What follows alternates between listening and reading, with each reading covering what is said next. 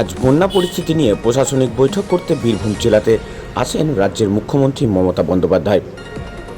সরাসরি দেখছেন বীরভূম থেকে সেই ছবি। আবারও বলে রাখি একবার, আজ বন্যা পরিস্থিতি নিয়ে প্রশাসনিক বৈঠক করতে বীরভূম জেলাতে আসেন রাজ্যের মুখ্যমন্ত্রী মমতা বন্দ্যোপাধ্যায়। তার বৈঠক শেষে শতাব্দী রায় কি বলেছেন সরাসরি শোনাবো আপনাদের, শুনুন। সেগুলোই নির্দেশ ছিল ওখানে, যেটা এমপি ল্যাডের এই বছরের 5 কোটিটা খরচা করতে স্পেসিফিক্যালি বলেছে রাস্তাঘাট আর স্কুলের জন্য। বীরভূমে তো প্লাবিত হয়েছিল, হ্যাঁ, সেগুলোই সব তো ইনস্ট্রাকশন দিয়ে গেছে ভিডিওদের, ডিএমকে, এসপিকে, আমাদেরকে যেখানে যাদের দরকার সেগুলো কীভাবে, সেগুলোই ইনস্ট্রাকশন। 2 বছর পর অনুব্রত মণ্ডল ছিলেন, দেখা করবেন? আজকে আমার দেখা হবে না, আমি আজকে কলকাতায় ফিরে যাচ্ছি। দেখা তো হবেই, দলে আছেন, বহিষ্কার হননি কখনো, দলের পদেও আছেন, দলেও আছেন, এবং কর্মীদের কাছে প্রিয় মানুষ। দেখা যাবে আমি তো নিশ্চয়ই বসতে থাকছে, তো মানুষ হিসেবে কি পরিবর্তন হবে সেটা তো সময় বলবে। বা শোনালাম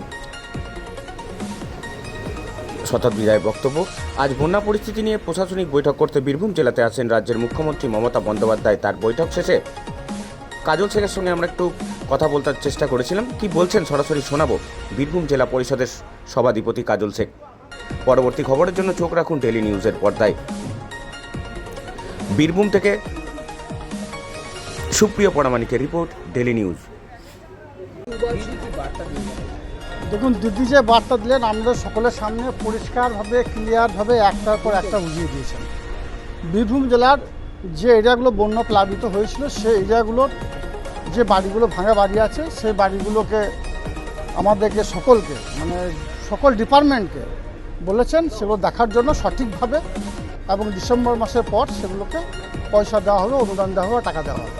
এটা ক্লিয়ারভাবে লেগেছে। বারবার বলেছিলেন পুজোর আগে অনুব্রত ফিরে যাবে, এই মুহূর্তে অনুব্রত ঘরে ছিল, এবার কি অনুব্রত বাড়ির উদ্দেশ্যে রওনা দেবেন বা দেখা করবেন অনুব্রতের সাথে? দেখা না করার কি আছে এখানে?